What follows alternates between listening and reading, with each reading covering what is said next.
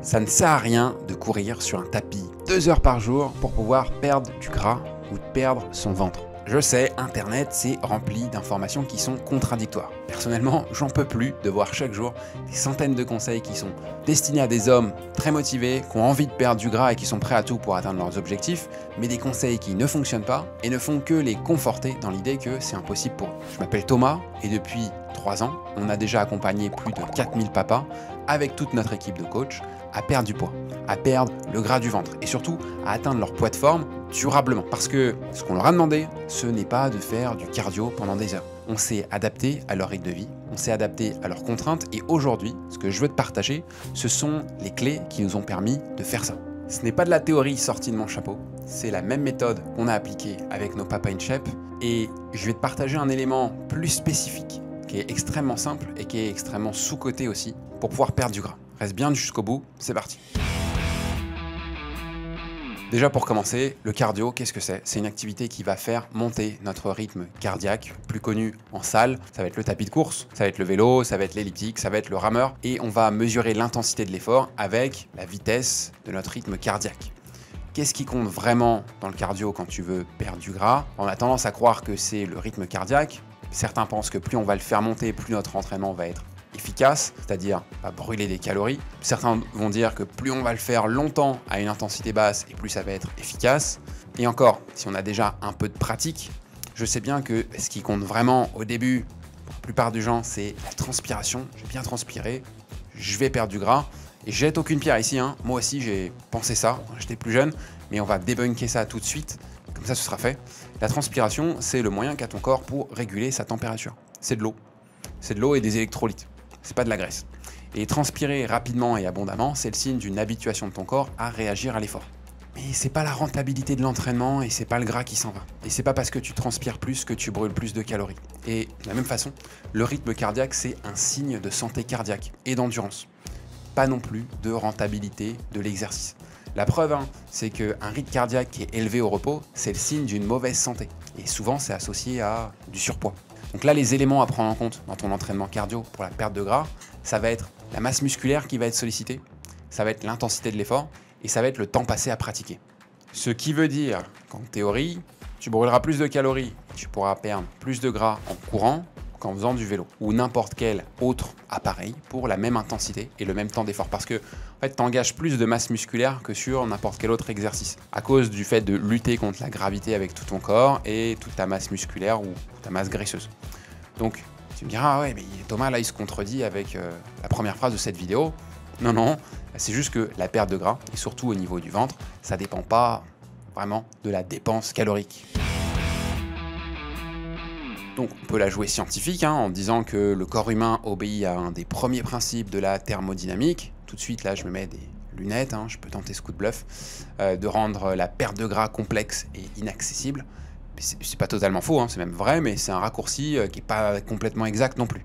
Pour faire simple, la perte de gras, ça passe par ce qu'on appelle un déficit calorique. Ça veut dire qu'il faut manger moins de calories que ce que ton corps brûle. Ça permet de se dire que si tu n'arrives pas à perdre du gras, alors que tu dépenses plus de calories, c'est qu'il y a quelque chose à voir dans ton alimentation.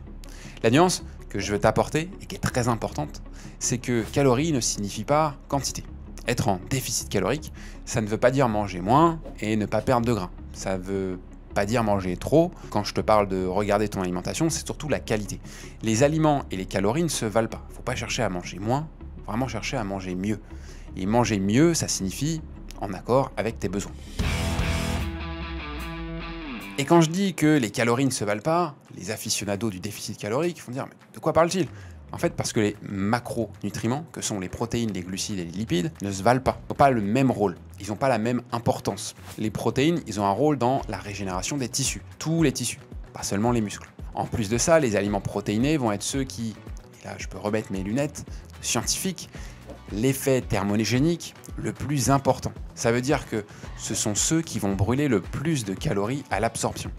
En fait, tu brûles des calories en mangeant aussi parce que ta digestion, elle fait intervenir ton corps qui a besoin d'énergie et les aliments protéinés sont ceux dont la digestion est la plus coûteuse. Donc, si on continue, les glucides, ça c'est la source d'énergie privilégiée par ton corps. C'est un nutriment qui est essentiel pour la forme, pour ton énergie. On va jamais te recommander de bannir de ton alimentation les glucides chez Papa Chef. Il y en a qui ont pratiqué le régime cétogène. C'est pas une mauvaise chose en soi, mais les bannir complètement, ça se passe jamais très bien sur le long terme. Parce que la quantité et la fréquence, elle doit être adaptée à ton activité physique. En fait, les glucides, pour les rendre le plus pertinents à ton rythme de vie, on va surtout les répartir de manière plus intelligente et plus intéressante. Et en termes de dose également, parce que c'est la dose qui fait le poison. Et dans notre époque, les glucides, c'est la source de macronutriments qu'on trouve le plus facilement. Il suffit de sortir dans la rue, t'as des boulangeries, t'as des sandwichs, t'as des gâteaux, t'as des boissons, tu les trouves partout. Et c'est quelque chose sur lequel on a souvent une surconsommation qui est importante. Enfin, les lipides, ce sont les graisses. Et les graisses, elles ont longtemps eu très mauvaise presse à cause du fait qu'elles sont beaucoup plus denses caloriquement que le reste, et c'est vrai, mais ce sont surtout des composés qui sont essentiels à ta santé, un peu comme les deux autres. Donc elles ont un rôle qui est très important pour la santé. Et un régime qui bannirait le gras, ce serait un très mauvais régime alimentaire. Ils sont composés essentiellement, par exemple, dans la membrane de tes cellules, et ça va être le siège de production de tes hormones, notamment la testostérone. Donc l'équilibre dont on parle tout le temps dans l'alimentation tient en fait de la répartition de ces aliments, principalement de ces macronutriments. Et on a absolument besoin de garantir leur présence à ces 3 macronutriments. On en revient à la dépense calorique ou l'activité physique. Et je préfère largement la deuxième formulation. D'un point de vue mental, c'est déjà un aspect différent. Les inconvénients et de concentrer ton activité physique sur la pratique du cardio et exclusif du cardio, déjà ça prend du temps. Et faire que du cardio, c'est fatigant aussi pour l'organisme. Je dis pas ça parce que je suis feignant. C'est juste que le temps, ça peut être un frein, particulièrement si tu as un train de vie occupé. Et le fait aussi que ce soit fatigant, parce que ça va être difficile de récupérer. Ça va être difficile d'avoir l'énergie dont tu as besoin pour les autres choses importantes dans ta vie. Tes niveaux d'énergie, ils doivent rester hauts aussi pour que les changements que tu apportes à ton hygiène de vie soient durables. Si tu es tout le temps rincé et que tu n'en peux plus à la fin de chaque séance, ça va t'amener une nouvelle fois vers un effet yo-yo. Parce que tu vas pas faire ça éternellement. En plus, la fatigue, ça peut être quelque chose qui va t'ouvrir l'appétit. Et tu l'as peut-être déjà expérimenté. Après une grosse séance de cardio, tu vas ouvrir le frigo et il y a pas mal de trucs qui vont te faire de l'œil. Donc ça peut aussi également être très contre-productif dans ton objectif. Surtout qu'on ne peut pas compenser une mauvaise alimentation par le sport. Le seul cas de figure dans lequel tu pourrais le faire, c'est si par exemple tu nageais à haut niveau, comme le faisait ma femme, ou comme le ferait par exemple Michael Phelps, où tu nages 4 heures par jour, où tu fais une séance d'entraînement et où tu dépenses des milliers et des milliers de calories, où là tu peux à peu près rentrer tout ce que tu veux dans ton alimentation, tu vas pas grossir. Tu connais sûrement le graphique qui montre ta progression annuelle que tu peux avoir. Moi, la méthodologie qu'on recommande auprès des Papa Chef, c'est de s'améliorer d'1% chaque jour. Ça marche dans tous les domaines. Ce qu'il faut que tu en retires, c'est que perdre du poids, perdre du gras, perdre du ventre, ça ne nécessite pas de révolutionner ton quotidien du jour au lendemain. Ça demande plutôt d'apporter une petite amélioration, même minime, régulièrement et longtemps, chaque jour, chaque semaine. Ça veut dire que si tu adores faire du cardio pendant 2 heures, en fait, fais-le. Mais si c'est une tannée, le fais pas, parce que tu vas pas tenir assez longtemps pour avoir les résultats que tu veux sur le long terme. Alors, tu vas me trouver bien gentil de te faire toute une vidéo sur ce qu'il faut pas faire, c'est pas le but. Moi, ce qui t'intéresse, c'est toi et ce qu'il faut faire. Et je vais te partager la méthode Papa Chef. Elle n'est pas magique, et pas forcément non plus clé en main.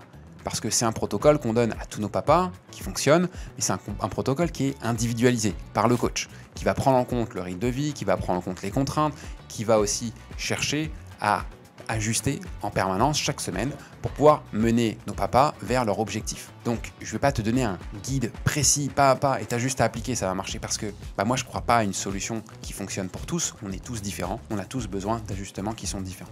Mais dans les grandes lignes, et ce qui a pu permettre à plus de 4000 papas aujourd'hui d'obtenir ces transformations physiques que tu peux voir à l'écran. Première chose, c'est le rééquilibrage alimentaire, on peut l'appeler comme ça.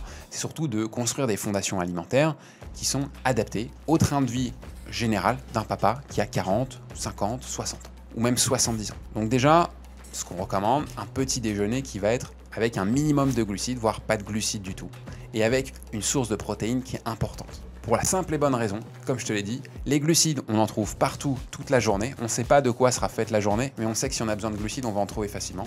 Alors que des protéines, en trouver de qualité, c'est moins évident. Donc, autant commencer le petit déjeuner, si on a le contrôle dessus et attaquer sa journée, en rentrant les macronutriments qu'on va trouver le plus difficilement dans le reste de sa journée. Au minimum, un quart de protéines, un quart de féculents, un demi de légumes dans l'assiette. Ça, c'est ce qu'on peut faire sur un déjeuner, ce qu'on peut faire sur un dîner, et c'est ce qu'on va pouvoir appliquer le reste du temps. C'est une règle de base qui est très simple, que tout le monde peut appliquer, et on pourra aller dans des détails supplémentaires au fil du temps, mais pour commencer, avoir une assiette pour le déjeuner et le dîner, un quart de protéines, un quart de féculents, un demi de légumes, c'est un basique qu'on peut tous appliquer. Et ça peut te paraître peut-être trop simple, mais en fait, c'est pour ça que ça marche. Parce que si c'est simple à mettre en place, ça ne va pas bannir des aliments, ça va permettre de ne pas avoir à se priver, donc ça va pouvoir tenir dans le temps, et donc ça va amener des résultats en termes de perte de poids. Ensuite, par rapport à la musculation, que tu sois à la salle, que tu sois à la maison, que tu sois avec du matériel, que tu n'aies pas de matériel, en fait, le programme, on va l'adapter. Ça va reposer sur un travail de renforcement musculaire, parce que le muscle, c'est le tissu à privilégier pour pouvoir stocker de l'énergie, sans en payer le prix du surpoids. Et en bénéficiant évidemment d'un gain de forme, que ce soit sur l'aspect santé, parce que quand on est musclé, on a moins de problèmes articulaires, on a moins de problèmes de dos, mais également sur un aspect esthétique, parce que quand on est musclé, ça donne plutôt bien et c'est plutôt sympa à regarder. Enfin, la marche. Il y a une case nombre de pas dans tous nos tableaux de suivi. Et c'est une variable que nos coachs vont regarder et t'encourager à augmenter en fonction, évidemment, de ce que tu es capable de réaliser dans la journée.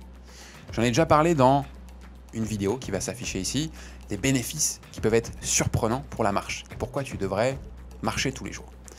La marche, c'est le cardio, selon moi, à privilégier parce que ça te donne les bons côtés du mouvement, de la dépense calorique, sans la fatigue, sans la hausse de faim dont je te parlais tout à l'heure. C'est pour moi un cheat code, le fait de marcher plutôt que de faire autre chose. Parce que tu peux marcher à la place de prendre ta voiture, dans certains cas, tu peux marcher à la place de prendre l'ascenseur, tu peux utiliser un tapis roulant en même temps que tu fais ton travail au bureau. Moi, c'est par exemple ce que j'utilise. Tu peux marcher au lieu de prendre les escalators. En fait, tu peux réfléchir à tous les moments que tu choisis dans ton quotidien pour bouger à la place de ce que tu faisais avant. Et imagine que tu te mets en mouvement régulièrement, avec tous ces petits détails qui s'accumulent, tu vas peut-être te rendre compte de la puissance, de l'effet cumulé de la marche et de ces petites activités qu'on peut aller chercher partout.